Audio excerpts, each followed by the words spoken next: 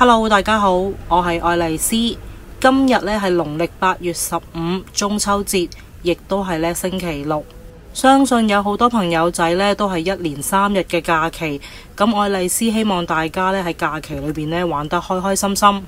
但係返到屋企之後呢，唔記得睇愛麗絲嘅片喎。而家嘅位置呢係康公廟前地，時間係朝早差唔多到11點啦。平時愛麗絲呢好少會喺呢段時間度拍片嘅，因為呢今朝一早呢喺附近有啲事要做，咁啱做完嘢啦，就順便同大家呢行10月初5街。唔知道呢今日會唔會有好多鋪頭休息呢？眼見頭一段嘅鋪頭呢都有開，有海味鋪啦、餅鋪啦，同埋連續幾間嘅茶葉鋪。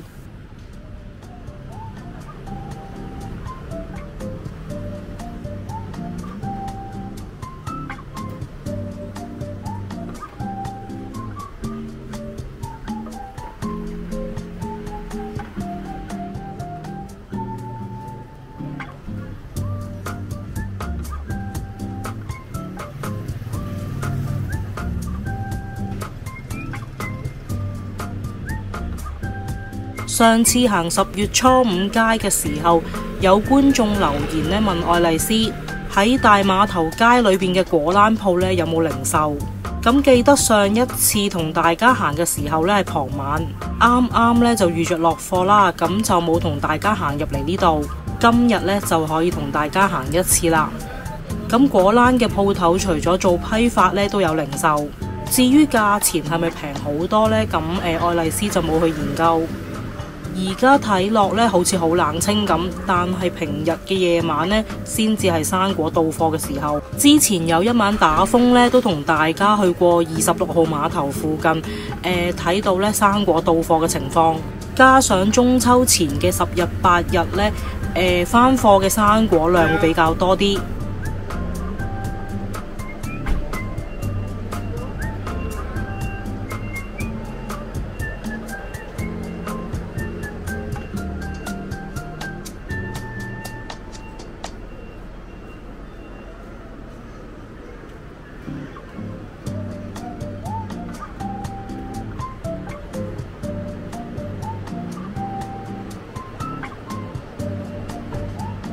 行前少少嘅右邊呢，會有一個土地廟嘅，咁啱就貨車要駛走啦，條路又比較窄，咁就喺呢度呢返轉頭啦。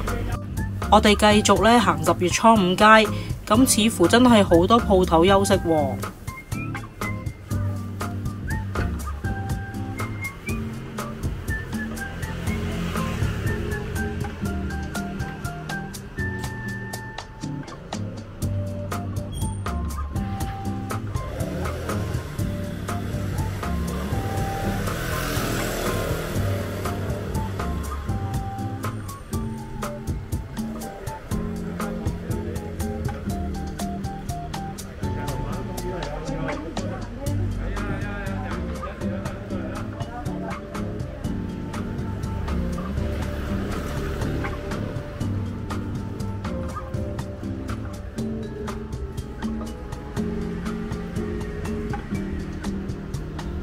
喺呢一度轉左行王子街，再一次同大家呢睇彩虹屋。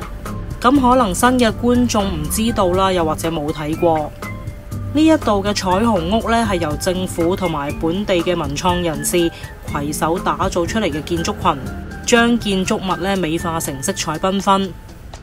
為咗配合彩虹屋雙層嘅建築群，每間鋪頭嘅外牆呢分別油咗同佢嘅招牌特點相襯嘅顏色，成為咗一個打卡點，主要呢係希望有助區內特色鋪頭發掘新商機。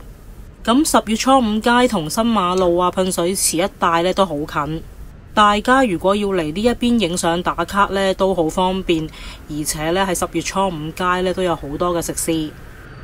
彩虹屋呢係結合咗3幅嘅壁畫，係以唔同主題生動嘅畫風，展現澳門中葡文化交融匯水嘅獨有特色。呢一個彩虹屋嘅打卡點呢，係連接住10月初5街、海邊新街同埋王子街，而呢一啲街道呢，都係具有豐富嘅歷史。加入咗呢啲創意嘅元素，令到大家呢可以更加了解呢一區。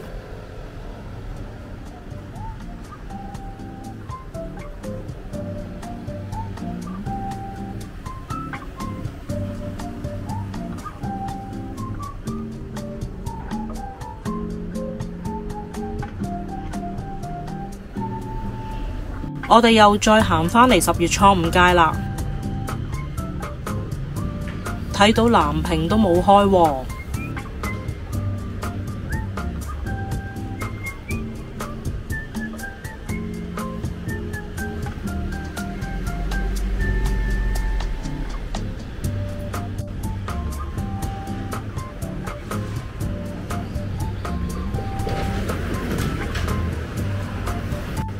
對面嘅品坊餅家呢，過往都有做到月餅，唔知道而家呢仲有冇做啦。咁平日行過呢都有開嘅，應該呢今日中秋休息。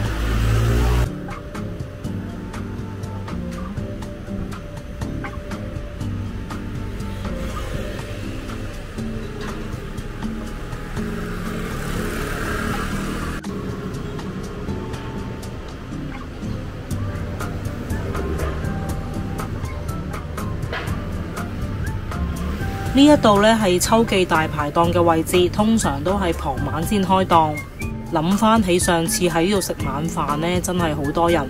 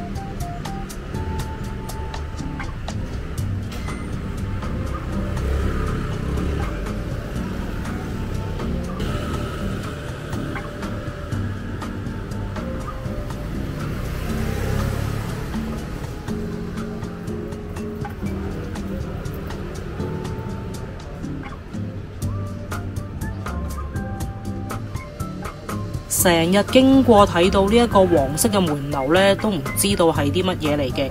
咁上網呢查到啦，原來係以前沙蘭仔街市嘅舊址。門樓式嘅閘欄呢係作為出入口嘅用途。咁係澳門公共街市歷史嘅重要見證，而家呢已經被評定為不動產嘅建築文物。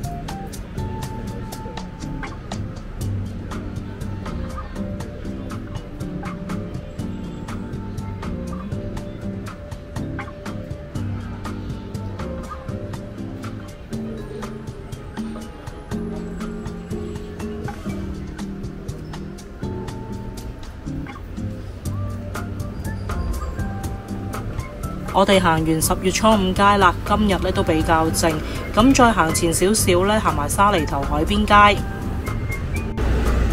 平時睇到嘅炸嘢食小檔同埋糖水檔呢，而家呢個時間應該未開。